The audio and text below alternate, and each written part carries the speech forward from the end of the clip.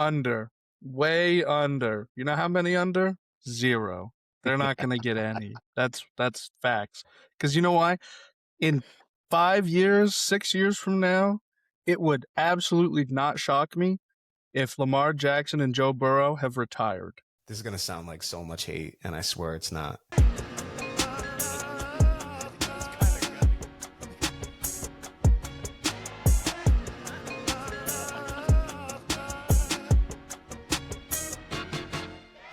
Welcome to the Warner Brothers podcast. My name is Keenan, joined by my brother Kyle, joined by Brandon, joined by Timmy. If us four are here, have an idea of what we're going to be talking about. But how are you guys doing today?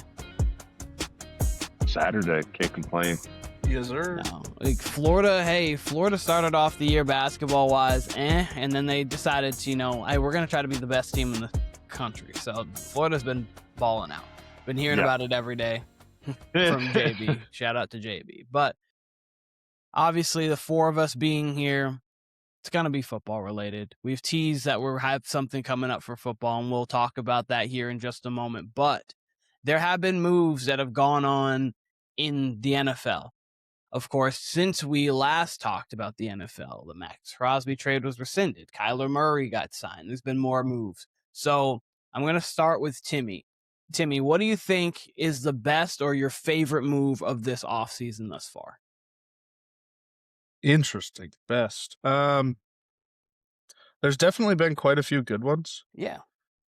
I personally like that the Raiders have been pretty aggressive in this free agency market. It's funny that they trade Crosby away, so they kind of have it in their minds that they have some money opened up. Then they went out and spent it all, and now they have Crosby back. So I do like a lot of their signings, but I think Linderbaum is like their best one. You now have a stud Pro Bowler offensive lineman heading your charge here. They need to rebuild the O-line, get Genty at least some running lanes here.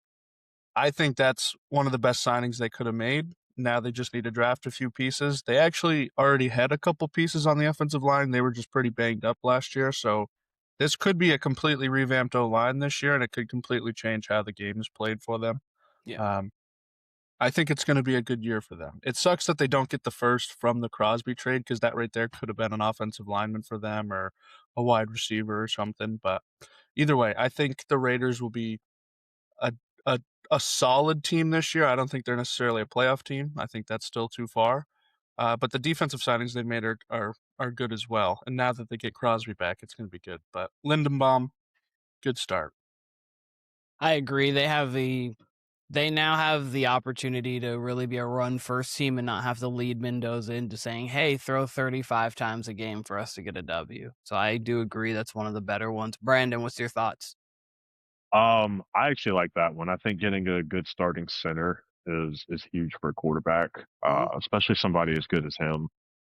They can get on the same page. I do think that'll work wonders. And obviously, too, like y'all said, for the running game, it's going to open up a lot of holes for Ashton Genty. So, and I know they're going to want to run between the tackles, and specifically between the A and B gaps, because Seattle did that a lot. So I think that's going to work out well for them. So I do like that out. It's crazy because I was talking yesterday. I'm going to quickly just segue into mine before going to Kyle's. I was actually talking about two, and one was Rick Woolen to the Eagles, that 1 year, $15 million. And I was talking about how that move in about like week 6, it's like, oh, okay. When did they get him? Because it just kind of went under the radar. And we were talking about this. Shout out to the Is the Hype Real podcast. All four, me, Kyle, Ray, John B were on it yesterday. But that move, and then the other one was Braden Smith to the Texans. Like, they need offensive line help. Braden Smith, very good right tackle. So I liked that. I thought it was interesting, though, that we all went offensive linemen. It wasn't skill position. It wasn't that we were like, hey, let's talk about the non-glamour offensive line. But it's so important to winning and losing. It's arguably one of the most important outside of quarterback, if you have a good line offensively and defensively. But Kyle, best move free agency. Well, like you said, Keenan, we kind of did this subject last night actually, on Is the Hype Real. And I actually said Travis Etienne, which, by the way, breaking news, I don't know if y'all said that or saw this yesterday, and it's Achan. Yeah, it's actually Travis Chan. Achan. It's not ETN. That was Yeah. breaking news to me. I love that move for the Saints. I mean, ETN's Brandon knows this. It's either like a fumble or a touchdown with him. It seemed like 2 years ago, but this year it seemed like he was much more consistent. I love him in the Saints offense. And I especially love it if Kamara's still there. If you got that as your backfield, they're obviously going to build their offense even more, having an offensive coach like Kellen Moore. I can't wait to see what that offense looks like. Year 2 of Tyler Shuck, ETN, possibly Kamara to go with ETN or HN. And yeah, I really like the look of that move. Okay. I was interested to think of how Alvin Kamara, if he was going to be there, not be there, but the way dual backs fields have been going along, it'd almost be dumb to get rid of him at this point, especially because like he's a very, very good receiving back. You could almost throw him at the slot. He's that good of a receiving back. So that dichotomy between the both of them would be great. Timmy, I'll start with you again. Worst off-season, not offensive, worst off-season move, or one of the ones that stuck out to you is I don't like that. Could be a trade as well. It's really just a money issue for me. Not that I don't like the signing, but what Indianapolis did, they spent a lot of money on 2 people, and I think they're Yeah. both a little overpaid. Daniel Jones getting $44 million a year is a lot of money Yikes, to that is sign. a 2 lot. years, $88 million. I don't know the stipulations in the contract. Maybe they can cut him after this year and get out of it or something, but that's a lot of money to shore up for Daniel Jones. I don't necessarily think he was a $44 million contract guy when he was playing last year. He was good, maybe 40 million, maybe a little bit less. But the same thing goes with Alec Pierce. He was a good, solid wide receiver 2 or even 3 at some points. And they trade away Pittman and give him almost $30 million a year to be their wide receiver 1.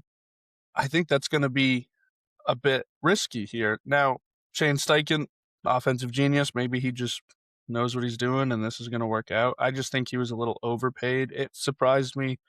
I think I heard that he had bigger offers elsewhere and he turned them down to Yeah, stay I think in New Indianapolis. England offered him a little bit over what the Colts did. That just seems crazy to me. I don't even know how much AJ Brown's getting paid, but I'd rather trade for him and pay him 30 something million than to pay 30 something million for Alec Pierce. I think that's a little high. To me, he's more of like a $22 million peak wide receiver. You know, he's like, I wouldn't say Alec Pierce is any better than Wandale, and he's only getting 17 million. So Yeah, no, I was confused because we were talking about the AJ Brown trade, and I was like, yeah, if we get Alec Pierce for 18 to 22 million a year, like that seems like such a better bargain than trading a first and a third for AJ Brown for paying him 30 plus. Then you're like, okay, just trade the first and third for AJ Brown and go that route.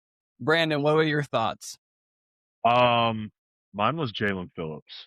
4 years, 120 million for a guy that hasn't had a double-digit sack season. He's got 28 career sacks. I don't know if I mean they're paying him as if he's like kind of like almost a top tier pass rusher, and I don't really think you're going to get value out of that. I don't think you're getting that production out of him. His best season statistically sack wise is 8.5, and I think that was either his rookie year or his second year.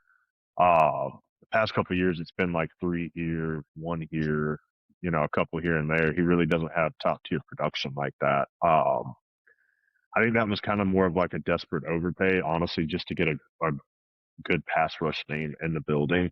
I didn't like that when I saw the figure and I was like, wow, that's kind of steep for a guy like that. Like I look at it like this, like Daniil Hunter got 40 mil, and Daniil Hunter's one of the best pass rushers in the NFL, and Jalen Phillips got 30, and Daniil Hunter has probably reached his career sack total in 2 seasons. So like that's kind of how I look at it. I didn't really care for it. I thought he probably should have been closer to maybe 20 to 24 million a year. But then again, I know how market value is for edge rushers, but I hated that move. Okay. it also kind of reminds me that they just traded away Brian Burns. So like if they wanted to pay $30 million, they should have just kept Burns. That Burns, seems like yeah. he's more versatile of an edge rusher as a player. And he's getting the same amount of money that Jalen Phillips is. And I agree, Phillips is not $30 million of an edge rusher. He's good. And all offseason, I feel like I heard so many people just say that Carolina has landed a premier edge rusher, and I just don't see it that way. I think he's a very good edge rusher. He's not top 10. He's arguably not top 20. I think that's kind of where the argument would be. So to pay him top 10 money is kind of crazy. Yeah. If you were going that route, I would have even liked Hendrickson more. Like 100%. Yeah, honestly, Absolutely. yeah. He pretty much got the same. He got less money actually, didn't he? Yeah, he got less money. I think it was 4-year, $111 million for Trey Hendrickson comparatively to the 4 for $120. You get, in my opinion, as of right now, a better pass rusher. I understand he's a little older, but the Panthers were in the playoffs last year. I don't think they want to continue to regress. So I'm They actually also- with you there. Why not, Carolina? Throw your hat in the ring. Go trade for Crosby. Yeah, Why no, not? that's like make it. At some point, these organizations need to go out and just go for it. Make that aggressive move. Yeah. Make that aggressive move, because I think you get into certain spots. You're in the Chiefs, the Bills, the Ravens, where every year is a championship or bust kind of season, where like because you have that guy. You have teams that are fine to bottom out for a season, like if the Steelers were, they don't do that. But the Steelers, if they're at a bottom out, it's fine. If you have a losing season, it's not the end of the world because you need to retool things. The Panthers have had so many losing seasons at this point that last year you want to build on that momentum of, oh, we actually have something. Can we have Bryce Young to get some? Let's go get him a finisher on the other side. Let's get him an offensive line. Maybe let's go get him another weapon. And you want to just go for it because you're either going to go for it and then bottom out again, or you're actually going to be good once you go for it. So I agree with you guys. I agree with you guys there. Then the next, for me, I didn't like the Bradley Chubb signing for the Bills. And the reason being is I feel like the Bills have just been in this continuous cycle of, hey, we're just going to sign older pass rushers to try to figure it out. So, hey, here's Von Miller. That actually worked when healthy, but obviously he wasn't fully healthy when he was with them. Then it's like, okay, let's go get Joey Bosa. And then it's okay, let's not go get Bradley Chubb coming off, I believe, an 8.5 sack season, also off of an ACL tear the year before. 8.5 sacks doesn't fully indicate how good of a pass rusher he was, because a lot of those games they were running at the end because the Dolphins weren't fully competitive in all games last year. But at the same time, I don't love just the repurposing of guys who usually are past their prime over the hill to try to be what you want for from like a Trey Hendrickson. Like I think that would have been a better move. I know they were inquiring on him, but I think that would have been better, a high level sack guy. So that's kind of my thoughts when it comes to Bradley Chubb. And Kyle, I know you've been bouncing in and out of technical difficulties, moving around a bit. But I'm back. Jalen Phillips was the guys that we talked about for a while here, and then Timmy, what was your move again? I heard all. I heard all. You yours. did hear all? Okay. I missed about like 30 seconds to a minute, but I agree with what Timmy said. It's concerning what Indy did between Alec Pierce and Daniel Jones. It's a lot of money wrapped up to two players. I kind of think Alec Pierce is worth the overpay, especially if you like see him coming like your number 2. I think he's just such a good weapon, and they just lost Michael Pittman too, right? So yeah, he probably essentially will become their number 2 or just become a more explosive number 3. Daniel Jones, though, that's the huge question mark. Torn Achilles, spotty past. He did perform well with them.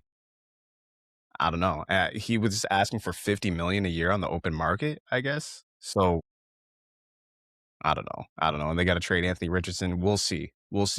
It was surprising to me because they've been such a well-run organization, even though they obviously haven't been elite, but they've remained competitive really the last 8 years, it seems. So it was surprising to me.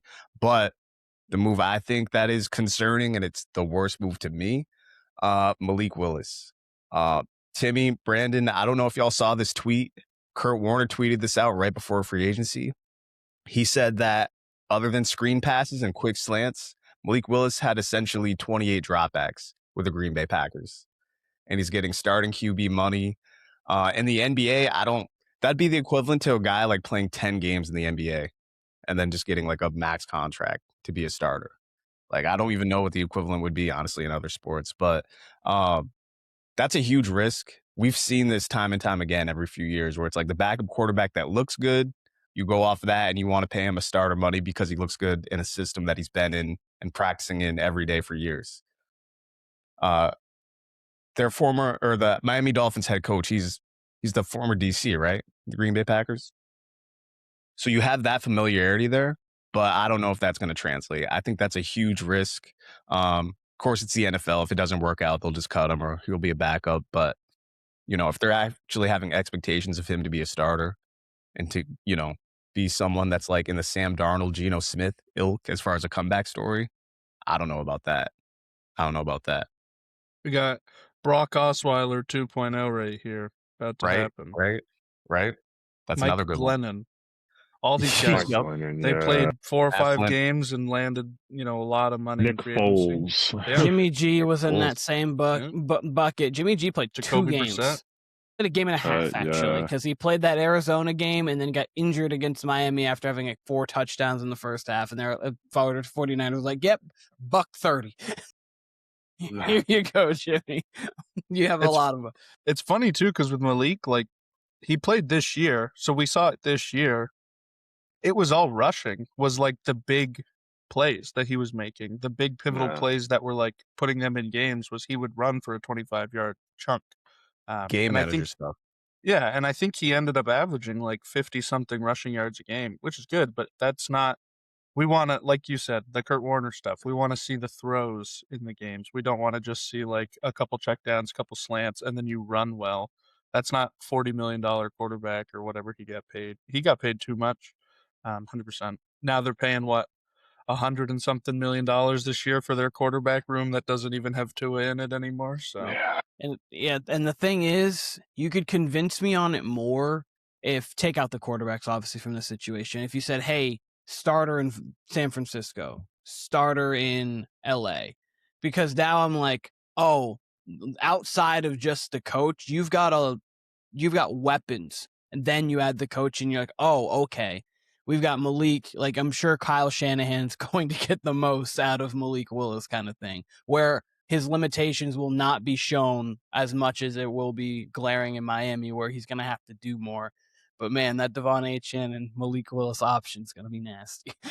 That's a lot of speed you have coming off of there. They're going to be a track team and going to run for first month and a half, and we know what happens once it hits mid-October and the weather starts to change a bit in the Northeast. So Jalen Waddle's about to feast this year. Oh, absolutely. That team, they're going to run triple options with Jalen Waddle. They're running 10 reverses a game, just dumping it off. Malik Willis will be running the reverse like from the outside, not even hiking it as a My QB. God. He'll be in motion himself. Gonna have Ollie Gordon flexed out too.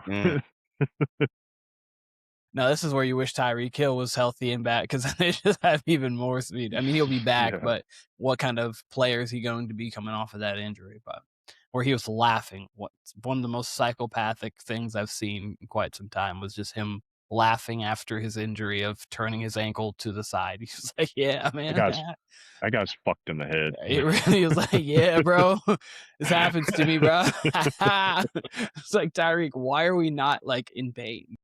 That's psychotic behavior. When it happened to Dak was sitting here like this.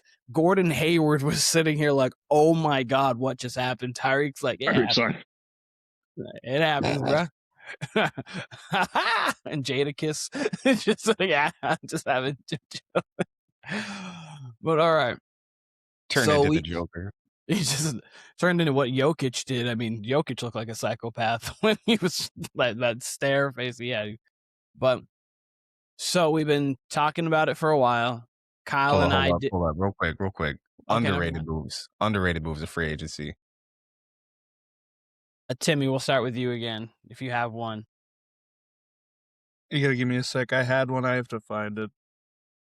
You're perfectly fine. Man, they go so. I'll go real quick because it's very like high risk, high reward, especially when you when you add the outside. Mike Evans. He's aging. They've got the electrical friggin' whatever you call it field outside of the practice facility, which could just kill him instantly.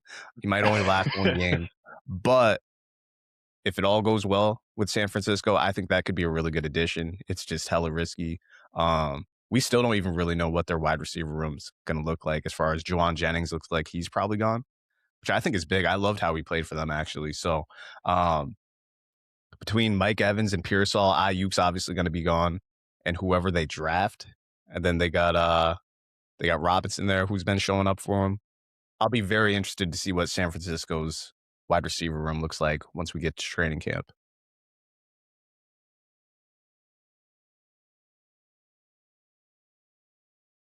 We're doing underrated, yeah? Mhm. Yes, sir. All right. I'm going to go hometown guy here, picking one of my players. This is one of their underrated signings, I think. The big splashy names, I think, aren't going to be as impactful. But Greg Newsome was a good signing. He was good on the Jags. He was good on the Browns. That's exactly what the Giants needed, was a corner and a veteran corner that can lead this room. So I think getting him, it's going to be a good play. I think he's going to fit well with Harbaugh. I think this could be one of the best defenses in the league. Like, they have the talent at almost every position right now, and now they have the coach to put it all together. So I think this is going to be an underrated signing. It's going to be similar, in my opinion, to when Janoris Jenkins signed with the Giants, and then he was a lockdown corner for like 1 year, and then fell off a cliff. But that's I love this year. Janoris Jenkins. Yeah, Jenkins was so good, Jack and then he Rabbit wasn't. Jenkins. He was like very quickly not good anymore, but. But there was the 1 year where they were a very good defense, and I think Newsome could be similar to that. So I think it was a great signing. I kind of like Isaiah Likely for y'all too, not for nothing. So everybody texts me that and they say that's a good signing. I just liked Theo Johnson. I think he's a good athletic tight end, and I don't think Likely is like so much of an upgrade that we needed to pay $40 million to go do it. Like, I think you would have got 75-80% of what Likely can do with the rookie on the team, with the contract that isn't bloating your roster right now. So True that. I'll go ahead and give you mine. Mine was also Mike Evans too. I do think they have the all IR wide receiver room with Mike Evans, Ricky Pearsall, and like whoever else decides to show up there. I mean, if Brandon actually comes through. Yeah, well, Brandon's doing 120 on the E-way right now, so they don't know where he's at. I love Mike Evans. Like I do think that I think that he can still be good. Obviously, he was good last year. It just depends if he can stay healthy. If he stays healthy, then I think it will work out. But if he's not healthy, then I'm worried they're going to be right back, kind of like in the same boat they've been in the past couple of years, where they just have a revolving door receiver. Yeah. So I got a couple that I'm going to quickly go through. My first one would have actually been Riq Woolen, because I think that was just underrated in the fact of like people aren't even thinking that, and then it'll happen. So I've already said that one. Quickly, I really like the Romeo Doubs signing. I think that he's a good route runner. It just depends. The only thing with him is he drops the ball a bit. But I do like him as a route runner, very good receiver. But the one that I'm really going with is very much under the radar. Jaylen Watson signed with the Rams. Oh, that's good. They traded for Trent McDuffie, very good slot corner, arguably the best in the league. And then Jaylen Watson's been a good corner for them, for the Chiefs as well. And so now the Rams get McDuffie and Jaylen Watson to go in that defensive backfield. Their front was great. There was a secondary that was a question, and they're instantly addressing it with players that can win now. So, and they've played Super Bowl winning football. So it's not like they haven't been in those moments, been in those situations. Like, if you're going to get someone who's been there plenty of times, and obviously the Chiefs have been there. So I think getting Jaylen Watson is going to be one of those ones where it's like, they got him too. Was he in the McDuffie trade? And they're like, no, they actually just signed him. Just a 3-year deal. They just signed him. No, like people, like I'm going to probably forget that they had Jaylen Watson until I watch on like a third down. I'm like, wait, when did they get him? I don't even remember. He wasn't a part of that trade. So I think the Rams are understanding they're going for it right now, and I like that move. The Kansas City Rams, They can, the whole backfield. the Los Angeles Chiefs, yes. Is it time? Anyone help anything else before we get into? I think it's time. So it's time. So as I was saying before I forgot about the underrated signings from Kyle. Over-unders. Kyle and I did that for championships in the NBA because it's fun. Because you have in the NBA, Go it's check out easier that than pod, by the way. absolutely.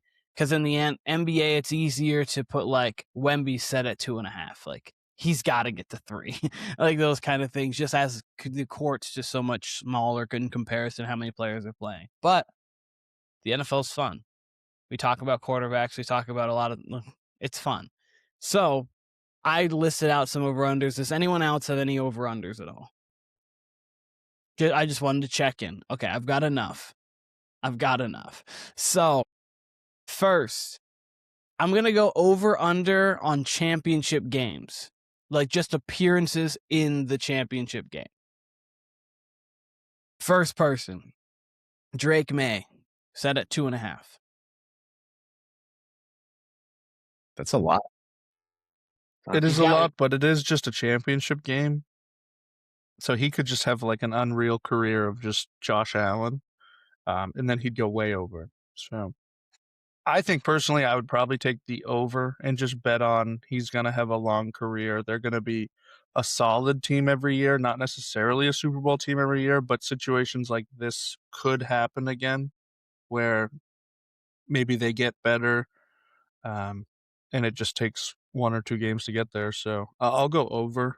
We're going to have to bookmark this for 15 years later when he's retired. Yes. Quick clarification before we go. Yeah. 2.5. So like 3 more? Like 3 more or 3 No, total? 3 total.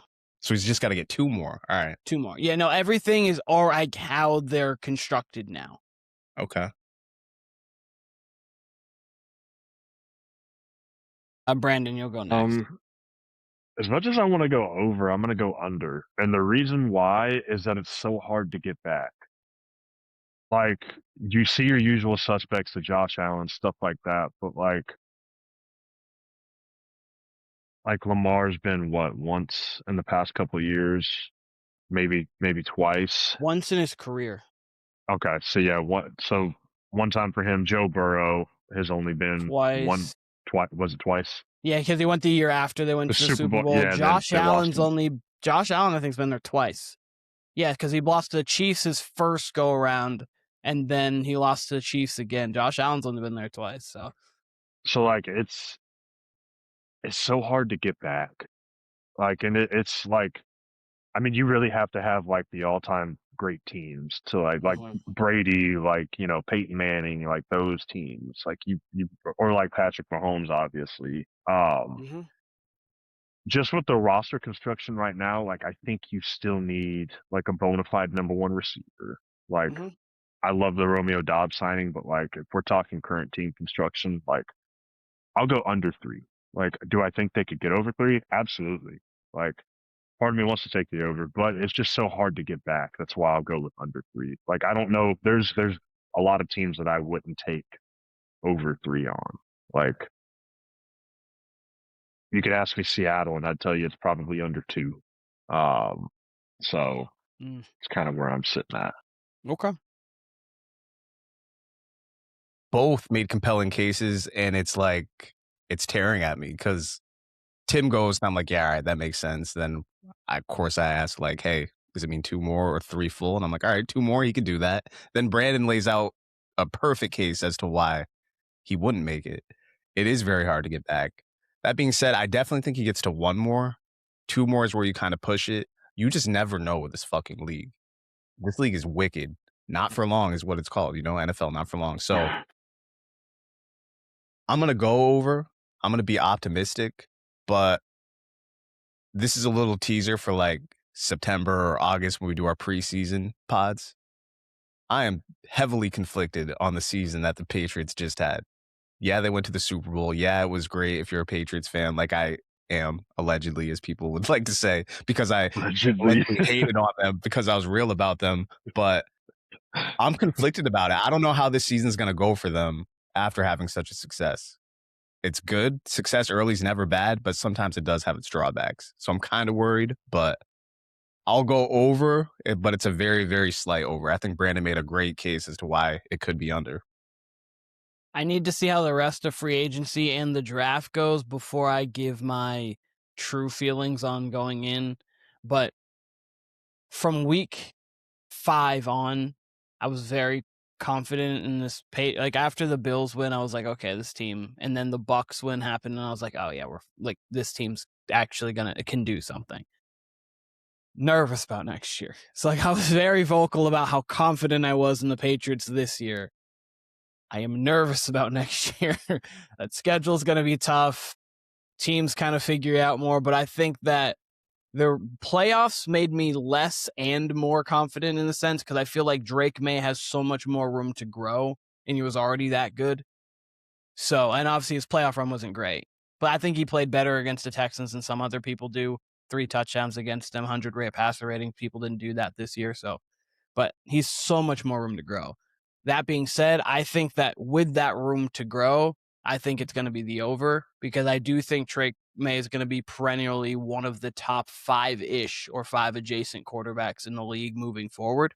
I do think he can live in that realm. People who typically live in that realm can get to 2 more. I can get to 2 because like in this space it's 2 more. He only played 2 years. But again, Lamar's only gotten to 1. So Josh has only gotten to 2. And you would Burrow's only gotten to 2. So you would think with how good, and you have to remember, all of them are still prime age. So like it's not just the Patriots being there and no one else. Like a lot of people are gonna be bouncing around. I'm gonna take the over. But I get the under. I actually have one to add.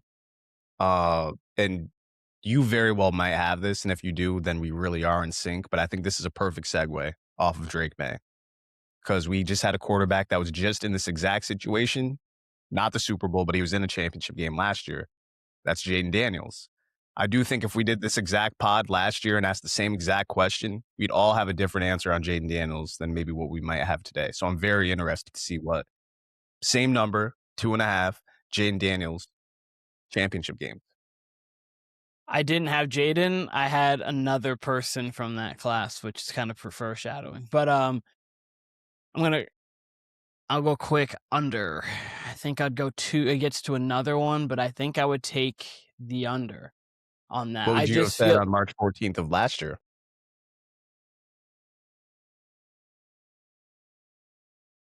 I don't know. I really don't because I didn't have them making the playoffs this year. Like I had them on the outside of the playoffs this year. And the Patriots, to me, like their roster has so much room to grow youth and they have cap space. That Commanders roster was older. So like they were almost like a kind of a win now-ish roster in the sense with a super young quarterback.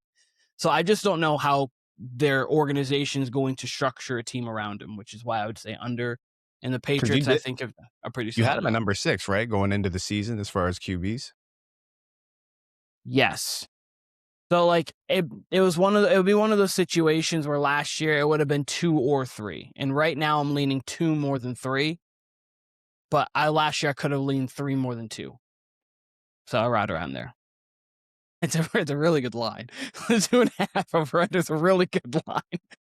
Petty, how about you? Because you're a Jayden Daniels guy. What would you have had it last year? How do you have it now?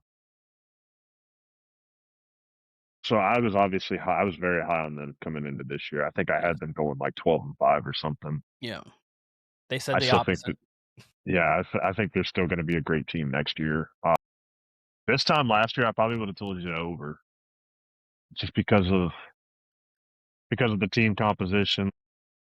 A Dan Quinn defense is always going to be good, like especially with how good he was last year, because it was one of the greatest rookie seasons that we had from a quarterback. Now I'm going to go under. I don't like the team composition around him. I do think they have a lot of work to do, which I do think they're going to show up a lot in the draft. I do think they're going to try to really build through the draft. I think they need more help at receiver. It's just Terry McLaurin and like Jalen Lane and Luke McCaffrey right now. They didn't bring Debo back, which is understandable because he's like, quite frankly, one more hit away from a retirement home. I don't really care for the backfield. I don't. Did they sign a running back? Did I miss that, or is it Rashad still White okay? is Rashad White. 1 year deal. Love that. Love that as a third down back. Don't love it as a 3 down back, as a Mhm. first and second down between the tackles. Again, it's so hard to get back. Like, Odafe it's they just did sign, which obviously he had a massive Super Bowl, so like coming off of that. Oh no, sorry. Not Super Bowl, sorry. He had a very good playoff game. He had 3 sacks in that playoff game. So it was very good signing. yeah. I mean, if he can stay healthy, like a healthy Jayden Daniels, especially if he progresses, like I'm a big believer in him. He's one of my favorite players in the league. But I still like three is so difficult. Like there's only maybe a couple people that I'll tell you, like, yeah, I'll take over 2.5 on. And that's probably 2, maybe 3 people. Like if they were sitting at 1 right now, like I'd be like, yeah, but I'll go under. I think at this time last year, I definitely would have said over, and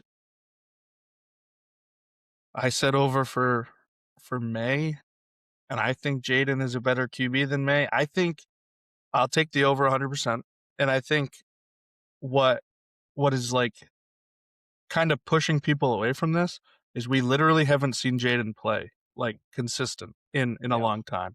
So I think him coming back next year could just immediately silence people and be like, oh yeah, this is a potential MVP candidate QB playing right now. So I'll go over. I think he is better. I would agree that the situation is not as good in Washington as it is in New England, and that would kind of make me lean towards the Maye getting to more. But eventually this old team won't be so old, and they will eventually be young again. So maybe in 2 or 3 years they can make a few consistent runs then. Yeah, man. If Jayden can stay healthy, you'd say why not? Because he's just so dynamic. He's such a good drop back passer on top of his scrambling ability. But like Tim said, this year he was just hurt all the time. And that's the main fear with him is his recklessness could get him hurt. But you also kind of bet with like Washington's past versus like New England's past as far as an organization here too. Obviously, Washington's been much better since Dan Snyder has been ousted. So we'll see. You lean the under though, based on history. But if he's correct, if he's right, if he's healthy, why not? Mhm. That's going to be one of the great subplots of the season. Is if all these guys can stay healthy, having Drake May, Caleb Williams, Jayden Daniels, and Bo Nix healthy. We won't have Penix healthy, obviously, but those And 4 guys. McCarthy said goodbye. So Yeah, 9. Yeah, who the hell knows with him?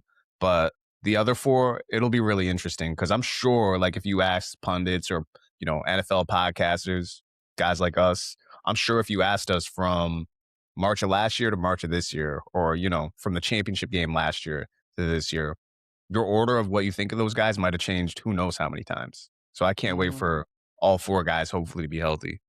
there's I'll no go under way though. I'll anybody. lean under. You lean under. There was no way anyone would have had Caleb 1 last year. I know there are definitely people out there after last year, just a feeling in Drake May's playoff that might even try to say Caleb's 1 now. Like that, the whole list is going to be moving up and down. Low key, real quick though, Yeah, like what's up? NFC quarterbacks, like it seems easier for Jayden to crack 2 more than like Drake May in the AFC with like Mahomes, Allen, and Lamar still there. So That's the problem. Like that's the issue here. this is exactly why we're the Warner Brothers true. podcast, because I was going to say kind of the same thing. The AFC seems to move in almost a dynastic way when it happens, and the NFC seems to move in such a fluid way. Like when you think AFC, it was like, oh, Manning was there so much. Ben Roethlisberger was there a lot. Obviously Brady, obviously Mahomes. And then you have like Allen and Lamar, just really good quarterbacks. It just feels like it cycles through. If you're not a top 5 to 7 quarterback in the league, it seems like you will not get there more than that just because those guys are there so much. And then the NFC, it's like, feels like there's a new team or 2 new teams every single year and it cycles through. it's kind of it. You don't really have small 2 to 3 year windows like the Seahawks had it, the Eagles have had it, and then obviously the Eagles back in the day went to 4 straight. But it's just weird how it kind of works in the NFC and the AFC way. But speaking of NFC, we talked about this class. We're going to continue in this class. I have Caleb Williams set at 1.5 over under there. I'll go first. I'll All right. continue with my Caleb Williams hate. Under. I have an agenda here.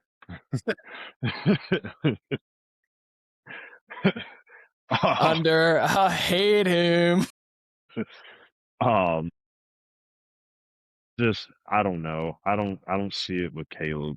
I really have a hard time seeing it. I don't see him being a top 5 quarterback. I don't see him being anything near like this generational prospect. Like he has good plays. Like I honestly I really do think that a lot of stuff that plagues him now will continue to plague him. Like I think it'll be always an issue of him taking a sack here or there. Like I always think it'll be an issue of him trying to be like Superman. Maybe 5 years from now, maybe he gets out of that once he's, a little bit older. I mean, I like what they have around him. I like Roma Dunze. I like Luther Burden. I like Loveland. DeAndre Swift is cool, I guess. Like the offensive line is all right. Obviously, they're going to have a good defense, but I don't know. Like you're talking, like the Packers could sneak in there. Like the Lions, I could promise you the Lions aren't going to be this bad next year. Right. And then do you say this bad? They were above 500 at 9-8. Like this is and the Minnesota just got Kyler. Like that's arguably the best division in football, probably the best division in football when you go all 4. So yeah, like it and I don't think the playoffs, especially like Green Bay. You look at Green Bay, like if Matthew Golden turns into a wide receiver 1, what Green Bay needs, like that's great for them. Obviously Micah Parsons comes back. That's huge. Minnesota, what is that? I think that offense is going to look great with Kyler. You got Kyler, Justin Jefferson, Jordan Addison. Like if they can get, I would be surprised if they get Kyler form back when he was a Pro Bowler. Like if he ends up there long term, like a Sam Darnold in Seattle. And then obviously to Detroit. Like Detroit has one of the best rosters on paper, especially offensively. Like sucks they brought in Pacheco, but like it's going to be hard to even win that division, which is why I don't see them getting to 2. Because the thing is, like that division could be so good some years. You could win 8 games, 9 games, 10 games. Like I would be saying, you might not make the playoffs. Like you might be 4th in the division standings, especially if Minnesota's good. So I think just that division alone, like it's going to be difficult. And there's like you could say, yeah, Caleb is the most talented quarterback out of that. Like, yeah, it's true. Like I could give you that, but like, I mean, there's so much talent just everywhere else in that division that it's hard to pick against them, or pick that 2 for them. Totally agree with everything that you just said. I would definitely go under. He is one of those guys though that I feel like he has a certain Eli Manning to him where it really wouldn't shock me if he got to 2 or maybe even went to a Super Bowl and then lost in one and like did that. But there's just so much stuff that needs to be fixed about his game, and maybe Ben Johnson's the guy that does it this year. Like when we think of Caleb this year, the first play that comes to mind is that crazy backpedaling touchdown pass at the end there to Cole Kmet. That play was like half a second from being the biggest disaster of a play in NFL history. He was about to take a 40-yard sack. Like what? That's like the give and take. Russell Wilson in him. Like he's like him and Russell Wilson, they remind me, like he has a little bit more arm talent than Russ, but like he's just so Russell Wilson to me. I mean, Russell Wilson did get to 2. So I think Russ is consistently more safe though, to Brandon's point. 100%. More safe, for sure. Yeah, but Wilson had that like backyard to him. But yeah, no, you're right. Wilson was definitely more safe, especially in his prime. Yeah, I think we're gonna see that give and take of good plays and bad plays this year. Like, pretty sure his completion percentage this year was in like the 50%. Like it was like 58% or something like that. Yeah, it was like really bad. So he needs to obviously work on some things. It wouldn't surprise me if he got to 2, but I'm going to say he doesn't get to 2. Um, I'm actually probably going to say that this year they don't do too hot when it comes to this. This division is loaded. You can't have that give and take and that luck winning you games for long. So I think when it comes to this division, it's not going to keep going. Kyle, your thoughts? We even think he's the best quarterback from the 2024 draft in the NFC North. That's a joke. I'm joking. That's not a real question. Yeah, shout out JJ McCarthy. Yeah. Honestly, this is an easy over for me. I think they get to 2 pretty easily. If you would have said it at 2.5, like you did with the other 2, I probably would have said under, but I think they easily get to 2. I kind of think if you're asking me in March, I kind of think they get there this year, to be honest with you. That's one of the teams I'm sure about. That's one of the only teams right now where I'm like, okay, I can see this sort of outline for them. Obviously, your hangup would be the first place schedule, whatever. But really, as Brandon and Timmy said, you can't really have an easy schedule in that division. You're constantly going to be, I don't see in the perennial future, obviously we'll see like what happens this year, but like, especially with Kyler being in Minnesota, but I can't imagine a world where the last place finisher in that division is like under 7 wins. Like, I think that division is going to be competitive for the next 2 or 3 years. Obviously, things can change quickly, but so I'm kind of making the case for him to go under. But I'm really confident in this Bears team, at least for this year. And if they can continue to build on that, I don't see why they couldn't make it to 2. Their defense is there. They've got talent on defense, I should say. The defense obviously didn't perform up to standards, but I think they're going to shore up that defense. The offense, they're obviously going to continue to just try to build and build. They just lost their starting center to retirement. That doesn't help, but I think, honestly, he gets to 2 pretty easily in his career. You're riding with Caleb. Wow. So I just want to say before I go and give my quick answer, we do have breaking news. Josh Johnson has signed with the Bengals. I will in throw his that out. in his 22nd NFL stop. So good for him. It's his 22nd team, different team. No, I think 22nd stop because he's been to the Bengals. This the third time with the Bengals. So like he's gone to 22 new situations he's been in. This is insane. Real journeyman. Yeah. I'm taking a slight over. I think he gets to 2. I think he's good enough to sneak his way into 2, and I think he possibly could get to a Super Bowl, but like I got him at 2. It's tough, but I got him at 2. I'm going to move out of championship games, and we're going to move in actually to MVPs. I've got 3 guys here over under MVPs. They're all set at a half. You'll hear the guys here in a second. We're going to start with Sam Darnold. Can I go under already? You can go under. I don't even know the number. What's the number? Everyone's a half. Just one. Oh, it's just 0.5? Okay. Yeah, just no. one. Darnold's never getting MVP. Under. Okay. He might be a Super Bowl winner, but he won't be an MVP winner. Who lives in a pineapple under the sea? Sam Darn. I'm under 2. I needed to check the temperature in case anybody became a Sam Darnold guy. So I'll go 4 because I have 4 written down, but I needed to check. Next, Brock Purdy.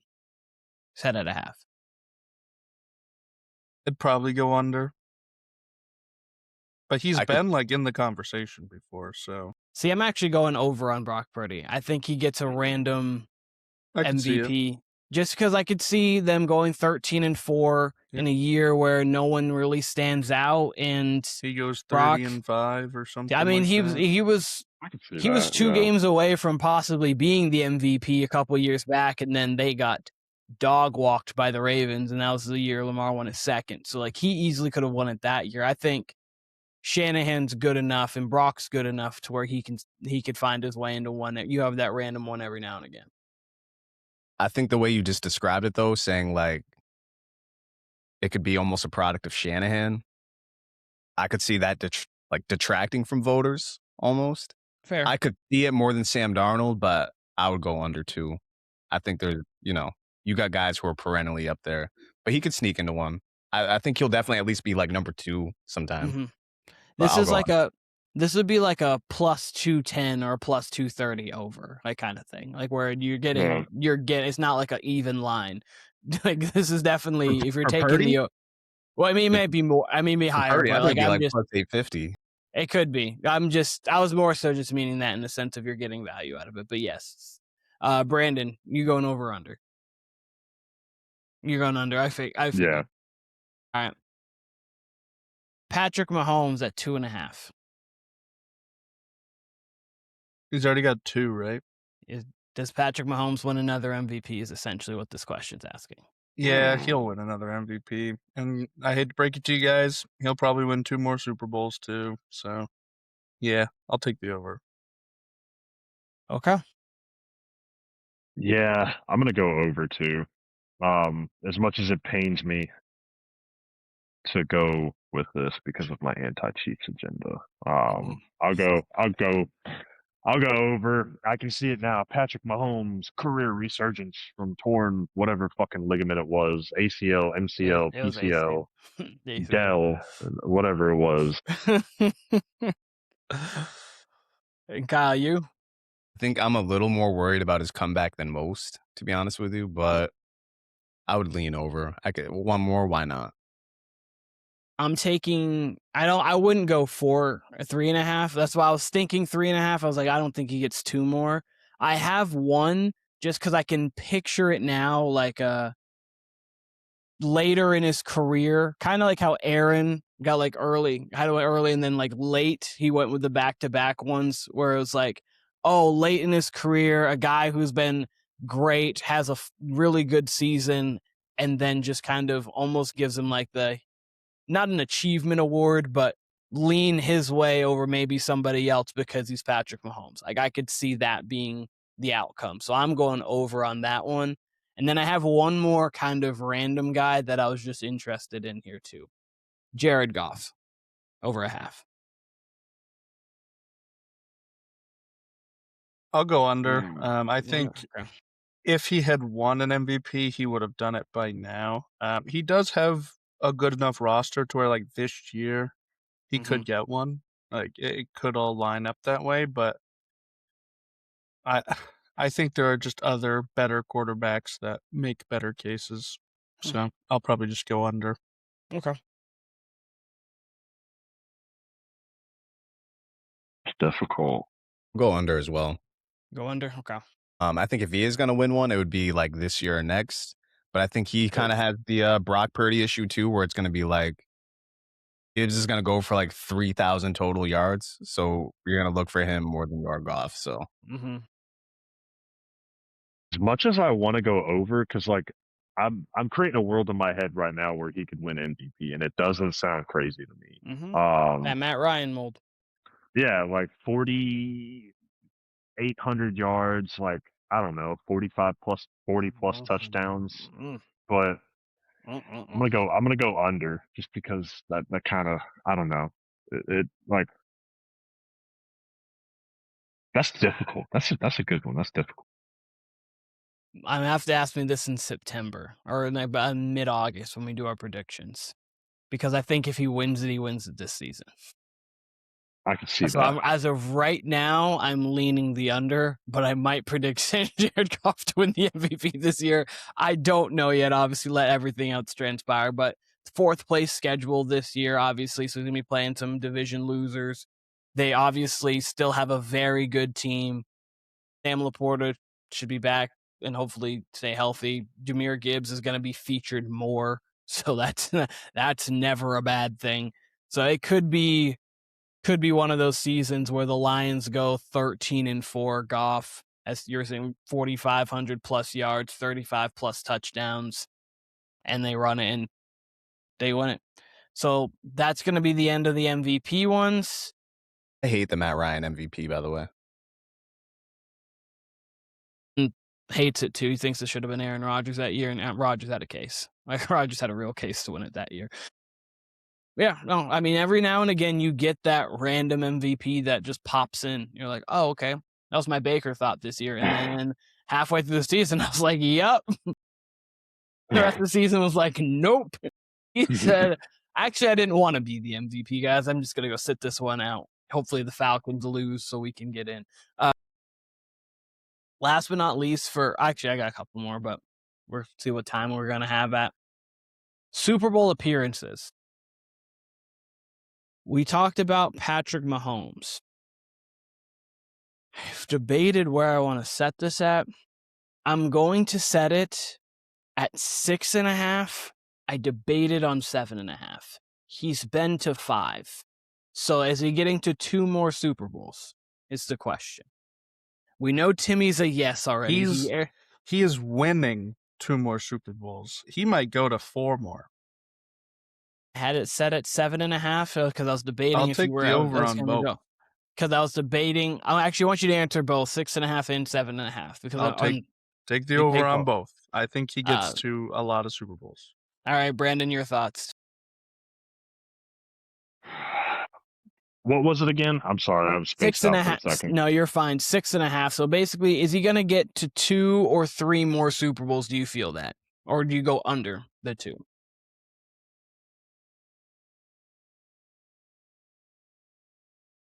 I'm gonna go. I'll take the over on that. Like I think 3. I guess. Like I don't know. I could see it happening because he's still young for a quarterback. Like he's probably got another 10 years in him. Like if he stays healthy. Fuck. You hate answering this so much. Damn. Well, I'm just saying, like, especially now, they should have a running game finally. Like, they haven't had one the past, like, what it feels like 3 or 4 years. Like, ever since really Kareem Hunt was there, like, prime Kareem Hunt. Yeah, before Kareem Hunt kicked him, kicking a punch. Yeah. Like, the offensive line should be good. Like, it really comes down to receivers again. Like, is Rice healthy? Is Worthy healthy? Like, those guys, like, can play for the next 8 years. Like, it's hard to go against it because of the sample size that we've already got. So like because of that, I will say yes, I do think they're gonna make a couple more. Okay. Yeah. Kyle, your thoughts? 2 more? Is that what you're giving me? Yeah, 2 more was the initial one. 6.5. Under. Taking that under. Ooh. And I'll tell you why. So the secret sauce to the Chiefs' Super Bowl appearances already is the same secret sauce the New England Patriots had, which is a weak division. And now the AFC West is one of the more loaded divisions in the entire league. And they're young. We don't know what the Raiders and Mendoza are going to look like right now, but Justin Herbert and Bo Nix and Sean Payton and Jim Harbaugh, they're for sure going to be there. At least, let's say, the rest of this presidential term, and then some maybe. You couple that with Andy Reid's on the backside of his career on top of that, so we don't know who his next coach is going to be.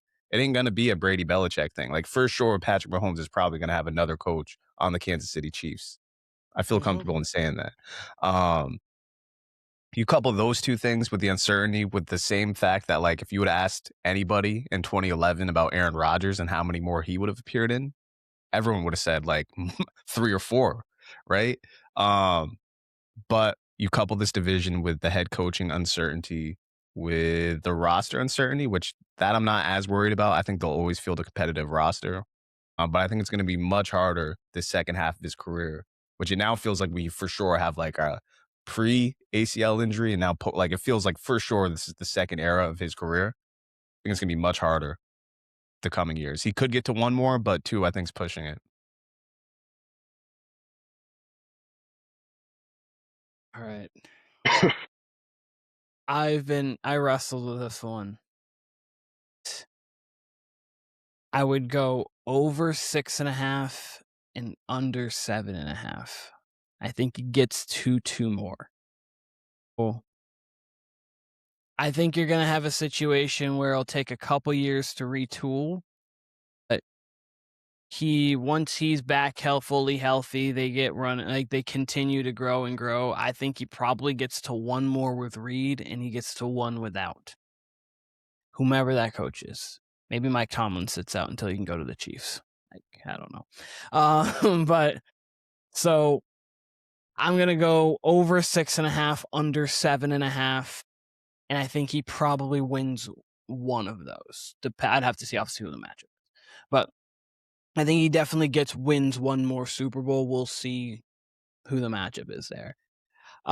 Kyle, so you remember the thing I did when I put LeBron, Durant, and Steph together. And I said, hey, are they going to get over 10.5 or not 10.5? I can't even remember how many championships It was but one. So they got what? They basically, it was got all 8, of them. 9. So you said 4, 8, 10. It was 10.5. It was 10.5 because LeBron has 4, Steph has 4, Durant has 2. So 10.5. It was that. Yep. So I said, are they going to get over 10.5? Mm-hmm. And so this one's going to be Super Bowls. I'm going to set the Josh Allen, Lamar Jackson, and Joe Burrow one. I feel like you purposely added their first name so you didn't say Allen Jackson like you normally do. No, to be honest with you, I just saw that saying the first one. So I will say it. Josh Allen, Lamar Jackson, Joe Burrow, setting the line at 2.5 Super Bowl wins. Oof. I thought you were going to go. I thought he was going to go 0.5. 2.5 between the three. Do they get to 3? I'm going to say under. That's tough. That's very tough. Wins. I said wins. I'm just checking wins. Yeah. No. Yeah. Okay. No, that's tough. That's tough. I would say under. I would say combined they definitely get to 2 though. By hook or by crook. They get to 2. Okay. You know what? Give me the over, damn it. Give me the over. I think Burrow's due for one. I think if they shore up the defense this year, they've already kind of started a little bit with Brian Cook, a good safety, a couple of defensive linemen. I think if they shore up the defense, if Cincinnati gets a league average defense and everybody on offense stays healthy, they will be perfectly fine.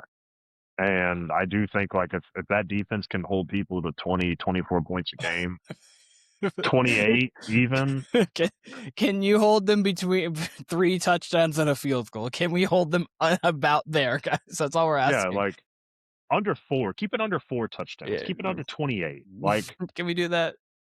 I think if that happens, like, I think they'll make it back. I think Josh Allen probably has a good chance to make it this year because he finally has a number 1 receiver. I love the DJ Moore move. I know y'all talked about that the other day. Loved it. I think it's perfect for what they need. I do think they should probably draft one more receiver in the middle rounds. That helps Shakir out. Shakir could be a great number 2 now. I love that. Honestly, too, I'm higher on the Ravens. I think we could see a Ravens run. And the reason being is because of the fact that we had a changing of the guard. We had a younger coach brought in. You have no more kind of an outdated offense that Todd Monken loved to run with Lamar. I do think that I think the Trey Hendrickson move obviously shows you that like they want to compete. Like this new regime, like, they're like, hey, we're not doing what we've been doing the past 5 years and just kind of, running it back. Like we're going to make it good. I think Lamar eventually gets there too. Like, so I could see like within the next 6 or 7 years, like I could see Josh winning 1, Lamar winning 1, maybe Burrow winning 1, maybe it's Josh wins 2 and Lamar wins 1. But I'll take the over on that because I do feel confident that these guys will get rings. Okay. Might not be all 3 of them, but it could be 2 out of 3. Under. Way under. You know how many under? 0. They're not going to get any. That's facts. Because you know why? In 5 years, 6 years from now, it would absolutely not shock me if Lamar Jackson and Joe Burrow have retired. Because Joe Burrow gets injured every single year and he doesn't want to play football anymore and he pulls an Andrew Luck. And Lamar has just a season-ending injury and says, I'm going to step away. And the only one left is Josh Allen. And he doesn't get over the hump. All 3 of them, no, they're not getting 3. They're getting 0. This happens. It's going to keep happening. They're all going to come up short time and time and time again. Maybe Burrow gets 1. Maybe. but So, way under.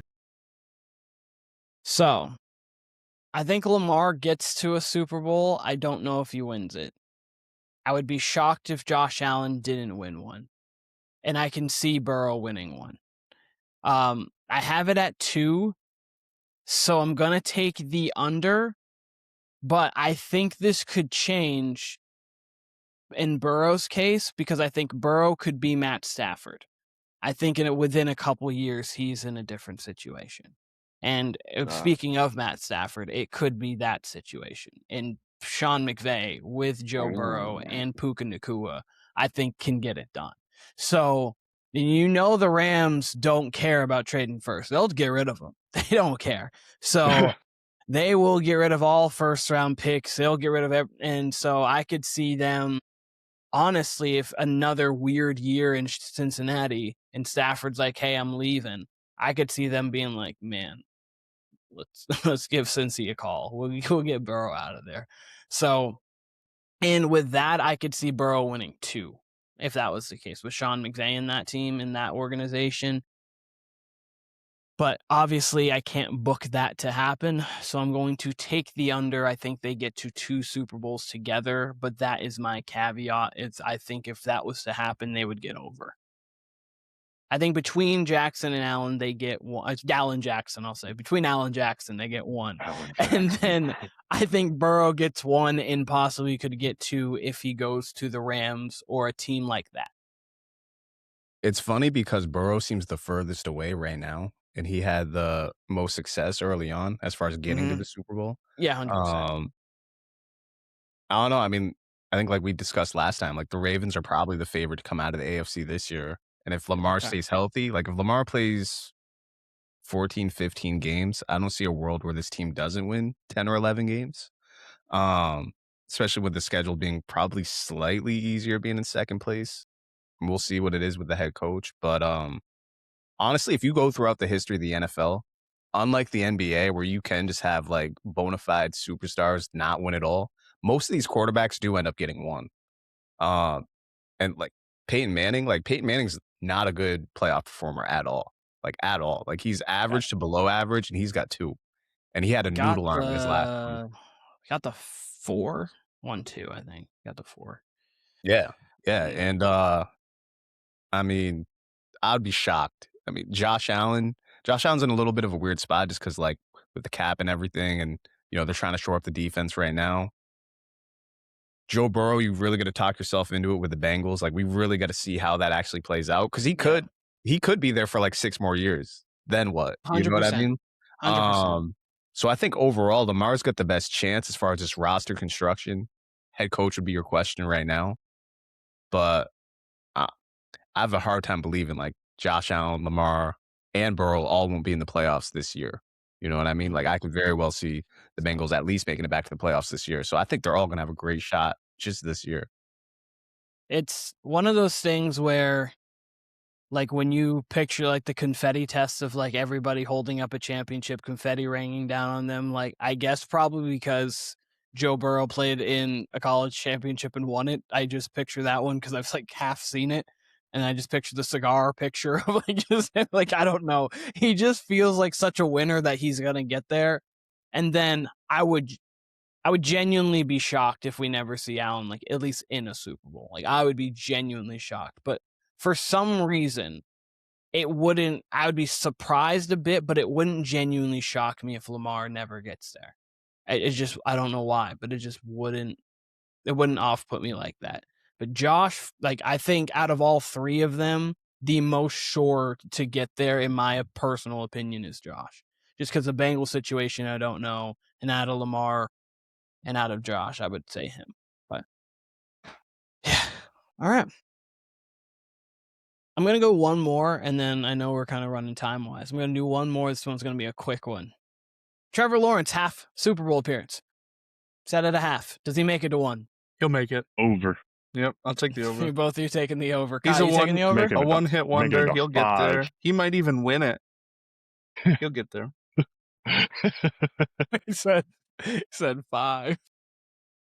Yeah, I could definitely see him getting to one. I could see him getting to one.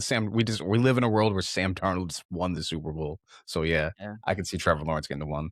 I see one and one only. And if he takes that opportunity, we'll see what happens with it. But I can see one. I mean, Timmy thinks it happens this year, and obviously Brandon thinks it happens every year. So I would be feral if that happens. let Florida win it all back to back, and then let the Jags get to the Super Bowl. Brandon will start his own Florida podcast right there. just championing. I'm going to tour the whole state of Florida, spread the gospel about our sports teams. All right. So that is everything that we have for the NFL. There's so many other over-unders you can go with, but there's that. There's actually one quick thing I need to do. Sure. Brandon, guy from Florida, right? Bam scored 83. Your thoughts? Mm. Kyle and I were actually talking about this the other night. I understand Kyle's perspective on this. I loved it. Me being obviously Miami fan, Bam is one of my favorite players in the league. I loved it. I don't have an issue with it because the fact that like a lot of those fouls that were called were genuine fouls to me, and like he is getting double and triple teamed. Like Washington made an effort to like say, "Hey, fuck you, you're not getting there," and like he still did. Like he would go up for a shot, he'd get fouled. You know, he'd try to drive into the paint, he'd get fouled. I understand the free throw topic. He had 43 free throws. I get it. Wilt had 30. Wilt had 32. Kobe had 20. I think why people have such a problem with this is because it's Kobe. If it was somebody else, I don't think there would be that big of an issue with it. If it was Elgin Baylor, if it was Elgin Baylor, just if an it older was guy. if it was Allen Iverson, like But I think people would have a problem if it was AI. I but think not AI as is in that much. cultural thing of Kobe where I think AI would be a problem. But you're right. I think it depends on the person. I think even if like T-Mac did it, it wouldn't be as big of a problem. Yeah, I think the only reason is because it is Kobe, and I think that's why people do have an issue with it. Kobe definitely has the online stands that are like psycho, kind of like bronzexuals. So like there is definitely that element to it. But in this case, I really do think it's a lot of like my biggest issue, as I said on the last pod, my biggest issue is Spoelstra and, you know, the Heat players on the court intentionally fouling to get the ball back. You're already up 40. Like that's not basketball. Like that would be, this is my main point in the last one. That would be lame as shit. Like if we were playing 2K and someone did that because they were close to 81 points, you'd be like, bro, what are you doing? Like, come on, this is whack. And they did that in a professional game. And my point was like, you know, the other 70-point efforts that we've seen in actually recent history. I completely forgot. I messaged Keenan last night. I've completely forgot Dame Lillard scored 71 like 3 years ago. Yep. I'm sure there was opportunity to intentional foul, get the ball back, get them more shots kind of thing. That's my main issue with it. The fouls, you're right. The fouls that they did call for Bam, they were mostly legitimate fouls. 43 foul shots is insane, but a lot of them were legitimate. Yep. He was hunting the shots, whatever, but fouling to get the ball back, like just play defense. If he would have got it legitimately like that, sure, but it's kind of inflated stats. So that's really my biggest issue with it. I think that's most fans who are against it. I think that's most of their issue with it. But you're completely right. There's a segment of Kobe stands out there who are just like, it wouldn't have mattered if it was goddamn LeBron or, you know, anyone. Or if it was Braun in an LA uniform, it would have gone nuclear, and they would have. They might. I think what makes it they would have taken the jersey off of Braun. No, I think because it's Bam, it's worse. Like because a lot of people look, it's a guy that's averaged 16 or 17 points for his whole career. His career high is 20.2 a game. Mm-hmm. Like I think that too. Like I know a lot of people were like, "What Bam Adebayo? What the fuck?" Yeah, like because it's random as hell. Like obviously, I love it. I didn't like the fact that they were intentionally fouling with like 2 minutes left in the game. I do agree with Kyle. I think they should have let him get it organically, but I'm not gonna hate on the man for shooting 43 free throws. I'm gonna give it. I love it. I'm gonna give him his credit. I just do think, like I said, I think people that are big Kobe fans or some people, you know, I think some people are salty about it because it is Kobe, and it's like, okay, of all people to break it, it's Bam Adebayo. Which I understand. Like, I don't think anybody had Bam scoring more than 50 points ever in his career, you know. So And Timmy, you don't watch much basketball, but clearly you've seen this. What are your thoughts? I thought it was cool. It's not very often that we see somebody score more than like 70 is when they start getting into like, oh my God, what the hell? This is unreal. I feel like 60 is like a lot, but like doable. Yeah. 80 is just another level.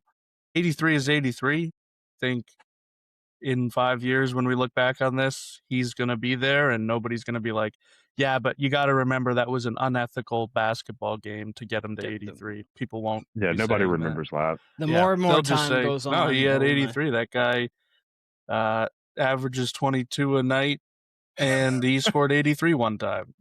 That's crazy. Yeah, it's gonna be crazy. It really will be. So, Well, I'm all for it. I love Bam. Bam's great. oh, he's a good guy, good dude. So I know him personally. Me and Bam. It was funny last night. Asia.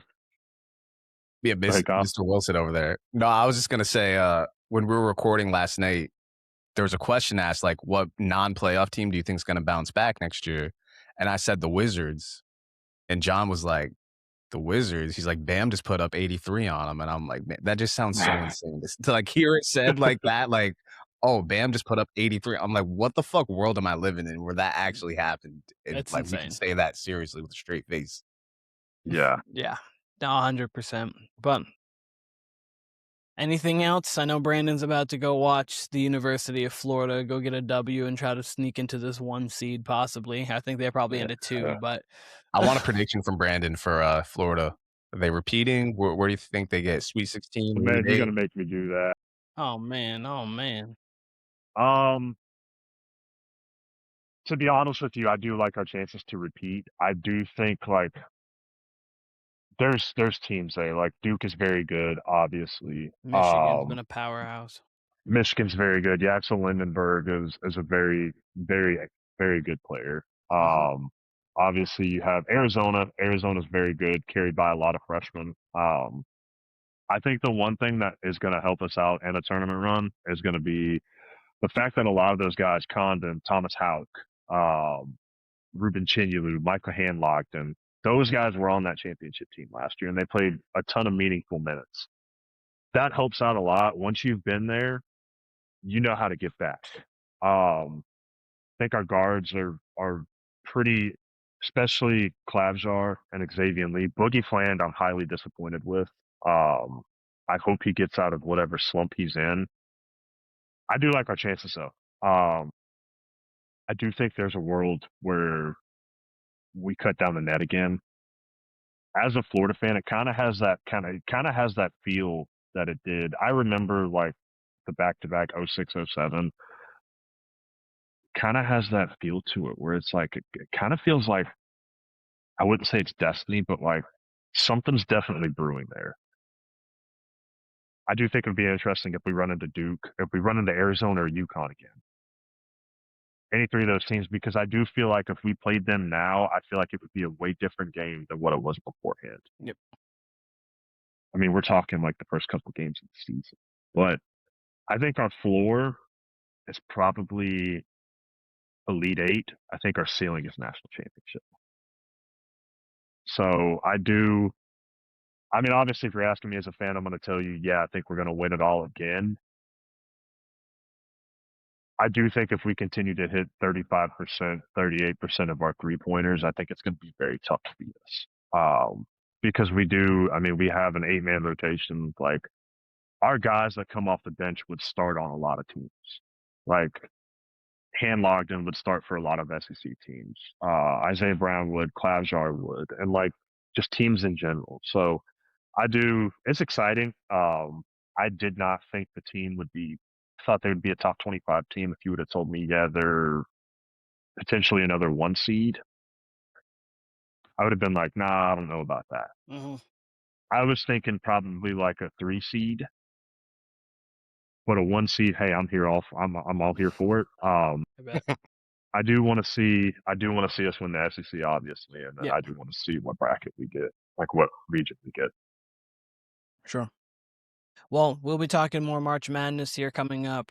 I'll be talking the women's side of March Madness as well because, love women's basketball, and that one's going to be great too. There's a lot of good teams. You must see UConn against the field right now. They're like minus 270. That team's a Jesus. powerhouse right now. They have two of the probably four best players in all of women's college basketball on their roster right now. Probably the number one pick this year, and in 2 years, for sure, number one pick in Sarah Strong. But yeah. Warner Brothers Podcast, YouTube, TikTok, Instagram, all at Warner Brothers Podcast. We appreciate all of you guys, and we'll be back here very soon.